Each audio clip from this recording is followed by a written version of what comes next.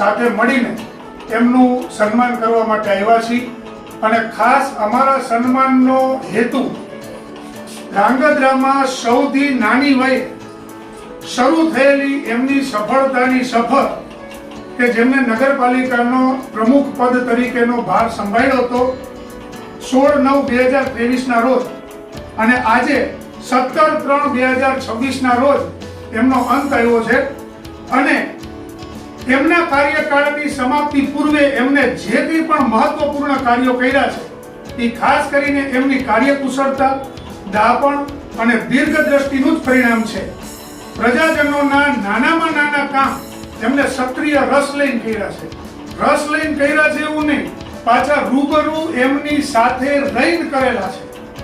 બીજું, એમના પિતાનો વારસો અથથી ઈતિ એમને લીધેલો છે.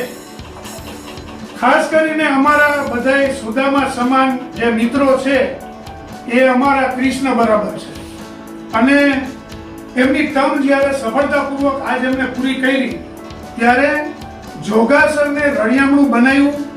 એટલે બાળકો, વૃદ્ધો અને જવાનીઓ બધા માટે એમને જે કાર્ય કર્યું છે એ ખરેખર બધાને ગમે એવું આ કાર્ય છે.